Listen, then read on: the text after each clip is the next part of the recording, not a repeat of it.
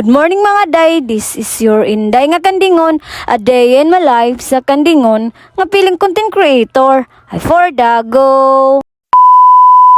Usa pa ang tanan, thank you kaayo sa mga nang comment ka nang lingaw day mo sa akong way klaro nga vlog, unta mabuhay pa kayo, bigyan pa kayo ng mataas na buhay.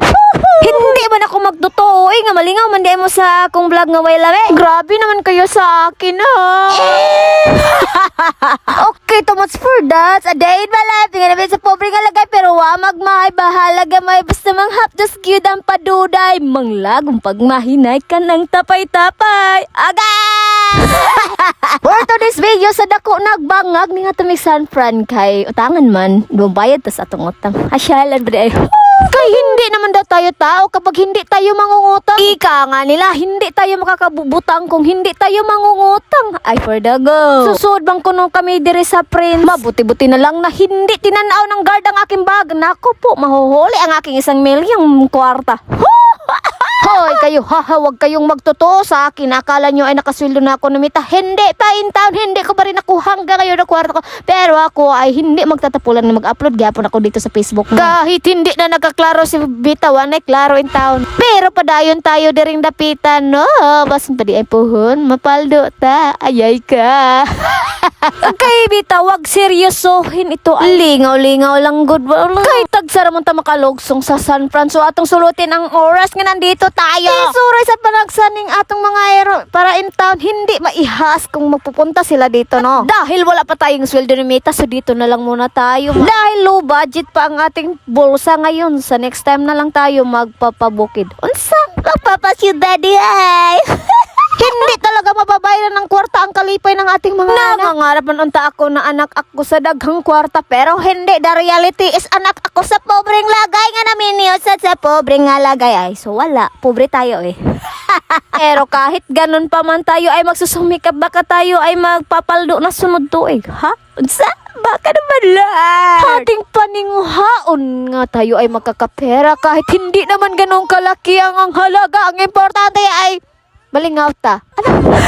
Gumawas din kayo sa inyong bahay paminsan-minsan. Hindi lang naman nandyan kayo sa bahay nagkabanding. Pwede rin naman kayo magbanding sa labas. Iba ang banding sa bahay, iba din ang sa labas. For the go. Kahit wala kayong 1 milyong dala, ang importante ay magkabanding kayo. Masuro din nyo inyong anak ng panagsabi. Bahala kayo ay iring og ero. Basta ang importante, hahatagan nyo ng oras ang inyong mga anak na isuro in town sa gawas. May mga baho mo, gete. Kung hindi nyo yan gagawin, no? Kabahala, wala tayong pera. Ang importante na kay kagatula sa inyong mata. Kasurira mo, itaro ang ikwata day. Mabuti-buti na lang at hindi umuwan yan kasi nagdagong pa naman yan. Mabuti na lang talaga hindi pa humilak ang langit niyan. Ay kung humilak pa, ay kay basa kami niya. Mabuti-buti na lang at nagwawa na ang hilanat sa among bebe. Kagilan tanra ba ni gikan o gisip ontong sa kalagan. Ay for the go. Lamo na o purdoy letter kay magsudan na tayo o ginamosog bawa. Hindi lang puro trabaho ang ating gagawin natin, sila isusuroy ang ating mga bevelat, no? Kaya para sa dintan hindi yung nagsusuroy kayo, no? Para malingaw yung pag-uli nyo kaya nag-aaway kayo kasi wala ng pera. Hinurot nyo kasi mga piling kayo, no?